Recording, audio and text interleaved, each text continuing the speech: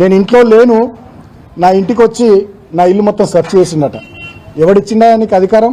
నేను అడుగుతా ఉన్న రామకృష్ణాపూర్ ఎస్ఐని.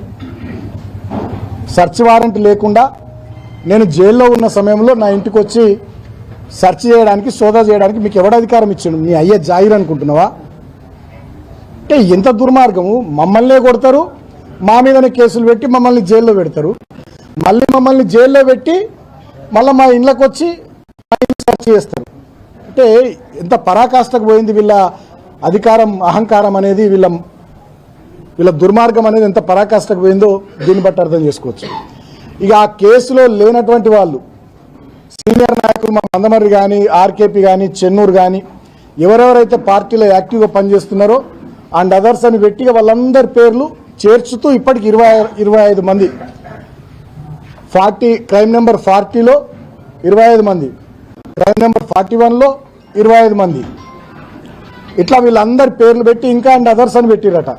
ఇంకెవరెవరి మీద పెట్టాలో వాళ్ళందరి మీద పెట్టుకుంటూ ఇది ఒక ప్రహసనం లాగా, తెలుగు సీరియల్ లాగా దీన్ని నడిపించుకుంటూ బీఆర్ఎస్ పార్టీ యాక్టివ్గా ఉండేటటువంటి లీడర్లందరి మీద కేసులు పెట్టి అందరినీ జైళ్లకు పంపించాలనేటటువంటి దురుద్దేశము, దుర్మార్గం ఈ ముఖ్యమంత్రి రేవంత్ రెడ్డి, ఈ మంత్రి వివేక్ గారు చేస్తూ ఉన్నారు. చివరికి ఏమాత్రం సంబంధం లేని పాపం కోలక్ష్మక్క మీద కూడా కేసు పెట్టింది. ఇంతకంటే అన్యాయం ఇంకోటి ఉంటుందా? ఇంత జరిగింది. చివరికి నన్ను జైల్లో పెట్టిర్రు. జైల్లో పెట్టినా కూడా నన్ను వదలలే. నన్ను బాగా దోమలున్న రూమ్లో పెట్టిర్రు.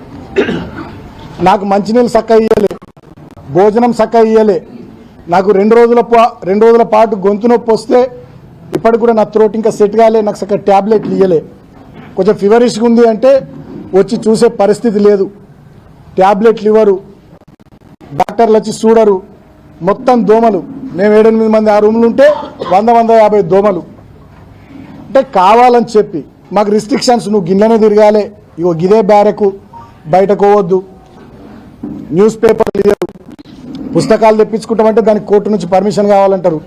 చలి బాగా పెడుతుంది, ఇబ్బంది అవుతుంది అంటే దుప్పట్లు ఇయ్యరు.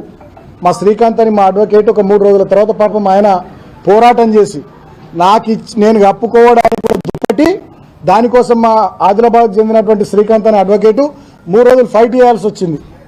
3 రోజుల ఫైట్ తర్వాత నాకు దుప్పటి వచ్చింది లోపలికి. అంటే ఇంత దుర్మార్గంగా, ఇంత పైశాచికంగా వీళ్ళు వ్యవహరించారు ప్రభుత్వ పెద్దలు. అంతేకాకుండా నాకు మొన్ననే మంచిర్యాల కోర్టులో బెయిల్ వచ్చింది, హైదరాబాద్ కోర్టులో బెయిల్ వచ్చింది, ఎన్నో అక్రమ కేసులలో.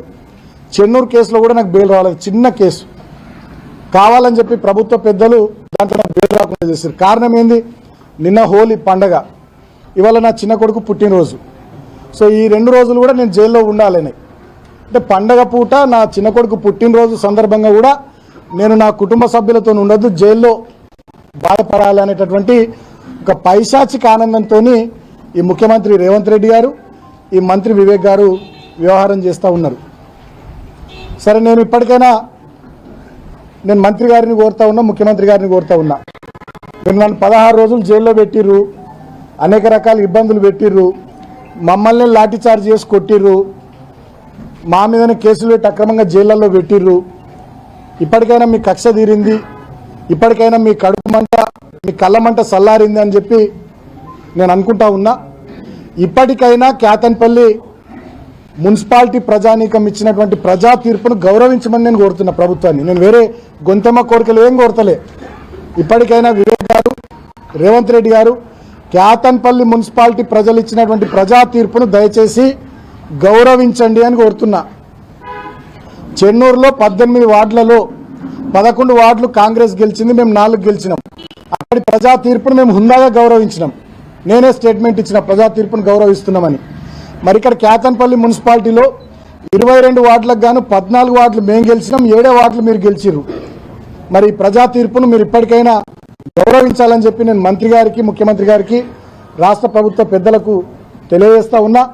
నేను ఇంకొక విషయం కూడా, గతంలో నేను పోలీస్ స్టేషన్లలో మా మీద కేసులైనాయి, మమ్మల్ని అరెస్ట్ చేయబోయే సందర్భంలో మమ్మల్ని జైలుకు పంపిస్తారు అని తెలిసిన సందర్భంలో నేను ముందే ప్రెస్ మీట్ పెట్టి కూడా చెప్పినాను. 18వ తారీఖు నాడు మమ్మల్ని జైలుకు పంపించారు. 17వ తారీఖు నాడు రెండవసారి చైర్మన్, వైస్ చైర్మన్ ఎన్నికకు సంబంధించి అక్కడ కౌన్సిల్ సభ్యుల ప్రమాణ స్వీకారము, అదేవిధంగా తర్వాత జరిగినటువంటి ప్రాసెస్, దీనికి సంబంధించినటువంటి వీడియో ఫుటేజ్ బయట పెట్టాలని నేను డిమాండ్ చేసిన. జిల్లా కలెక్టర్ కానీ, ఈ ఎన్నికల స్పెషల్ ఆఫీసర్ కానీ, స్టేట్ ఎలక్షన్ కమిషన్ కానీ ఇప్పటిదాకా ఆ వీడియో ఫుటేజ్ ఎందుకు బయట పెడతలేరు? మా మహిళా కౌన్సిలర్ల పట్ల దౌర్జన్యం చేసిన కాంగ్రెస్ కౌన్సిలర్ల మీద చర్యలు తీసుకోరా? వాళ్ళ మీద కేసులు పెట్టారా? ఎక్స్ అఫీషియో సభ్యుడిగా ఉన్నటువంటి వివేక్ గారు ఆ కౌన్సిల్ మీటింగ్లో లేచి ఉపన్యాసం ఇస్తున్నాడు, ఇది రూల్స్కి విరుద్ధం. మరి ఆయన మీద కేసు పెట్టారా? మరి ఇక్కడ 144 సెక్షన్ ఉంది, ఇక్కడ గుంపులుగా తిరగొద్దు అని చెప్పి మమ్మల్ని రిస్ట్రిక్ట్ చేసినటువంటి మీరు మరి గుంపులుగా కాన్వాయ్లు వేసుకొని మంత్రి గారు పోయిండ్రు, మరి వారి మీద కేసు పెట్టారా? మా మీద రాళ్ల దాడి చేసారు కాంగ్రెస్ వాళ్ళు. వీడియో ఫుటేజ్లు కూడా ఉన్నాయి, వీడియోస్ వచ్చినాయి మీ మీడియాలో, సోషల్ మీడియాలో విస్తృతంగా తిరుగుతున్నాయి. మరి కాంగ్రెస్ వాళ్ళ మీద కేసులు పెట్టారా? అంటే చట్టం కాంగ్రెస్ పార్టీకి చుట్టమైందా? చట్టం విశాఖ ఇండస్ట్రీస్కు, V6కు, వెలుగుకు, వివేక్కు చుట్టమైందా? ఈ ప్రాంతంలో అసలు పోలీసులు మీరు కాకి బట్టలు వేసుకున్నారా, కాంగ్రెస్ బట్టలు వేసుకున్నారా? మంచిర్యాల డీసీపీ భాస్కర్ నుంచి మొదలుకొని రామకృష్ణాపూర్ SHO శ్రీధరన్ దాకా ఏసీపీలు కానీ, CIలు కానీ మొత్తం విశాఖ ఇండస్ట్రీస్ ఎంప్లాయీస్ లెక్కనే పనిచేస్తున్నారు. జిల్లా కలెక్టర్ కుమార్ దీపక్ నుంచి మొదలుకొని MRO మందమరి వరకు, ఈ ఎన్నికకు స్పెషల్ ఆఫీసర్గా వ్యవహరించినటువంటి MRO వరకు వీళ్ళంతా కూడా విశాఖ ఇండస్ట్రీస్ ఎంప్లాయీస్ లెక్కనే పనిచేస్తూ ఉన్నారు. ఇంతకన్నా దుర్మార్గం ఇంకోటి లేదు. గతంలో మేము కూడా 10 సంవత్సరాలు అధికారంలో ఉన్నాం. ఈ ప్రాంతంలో ఎన్నో మున్సిపల్ ఎన్నికలు జరిగినాయి, ఎంపీటీసీ జడ్పీటీసీ ఎన్నికలు జరిగినాయి, గ్రామ పంచాయతీ ఎన్నికలు జరిగినాయి, పార్లమెంట్ ఎన్నికలు జరిగినాయి, సింగిల్ విండో ఎన్నికలు జరిగినాయి. ఎన్నడూ కూడా ఈ రకంగా ఒక రావణ కాష్టంలాగా ఈ ప్రాంతాన్ని మేము ఎన్నడూ తయారు చేయలేదు. 10 ఏళ్లలో గెలిచే అవకాశం ఉన్న కాడ మేము గెలిచినాం, వేరే పార్టీ గెలిచే అవకాశం ఉన్న కాడ ఆ పార్టీ గెలిచిరు తప్ప మేమెన్నడూ కూడా వేరే రకంగా వ్యవహారం చేయలే.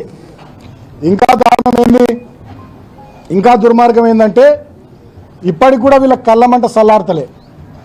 మా భూమయ్య గౌడ్ గారు 11th వార్డు కౌన్సిలర్, ఆయన ఇంటి మీద సింగరేణి అధికారులు 30 సంవత్సరాలు, వాళ్ళ నాన్నగారు అప్పటి నుంచి ఉంటున్న ఇల్లు 30 సంవత్సరాలు అయింది వాళ్ళు ఉండబట్టి, ఆయన భూమగౌడ్ గారి ఇంటి మీద పోయి దాడి చేస్తారు సింగరేణి వాళ్ళు. నాకు ఇప్పుడే ఒక వార్త కూడా వచ్చింది, ఇప్పటికీ మా కౌన్సిలర్లు ఎవరైతే 14 మంది ఉన్నారో వాళ్ళ బంధువులు, వాళ్ళ స్నేహితులు, వాళ్ళకి తెలిసిన వాళ్ళు ఎవరన్నా ఉంటే వాళ్ళ దగ్గరకు పోయి కౌన్సిలర్ల మీద ఒక పిటిషన్ ఇవ్వరి, బాల్కసుమని కిడ్నాప్ చేసిందని చెప్పి ఇంకా బతిమలాడుకుంటా పోలీసు వాళ్ళు వాళ్ళ ఇళ్ళ చుట్టూ తిరుగుతున్నారట, బంధువుల ఇళ్ళ చుట్టూ, వాళ్ళ స్నేహితుల ఇళ్ళ చుట్టూ. ఇంత జరిగిన తర్వాత కూడా రాష్ట్రమంతా మిమ్మల్ని తూ అన్నాక కూడా ఇంకా 14 మంది మా కౌన్సిలర్లకు సంబంధించి బీఆర్ఎస్ పార్టీ, సిపిఐ పార్టీ మేమే మా కౌన్సిలర్లను కిడ్నాప్ చేసినామని చెప్పి పిటిషన్ ఇవ్వమని ఇళ్ళ పట్టు తిరుగుతున్నారు పోలీసు వాళ్ళు. ఇక మీకు ఎందుకయ్యా ఆ కాకి యూనిఫామ్ పోలీసు వాళ్ళు? ఆ కాంగ్రెస్ బట్టలు, కాంగ్రెస్ కండువాలు వేసుకొని తిరగరాదురి. ఏమైనా బుద్ధి ఉందా? మీరేం పని చేస్తున్నారు? ప్రజలకు నమ్మకం, విశ్వాసం ఉంటుందా వ్యవస్థ మీద?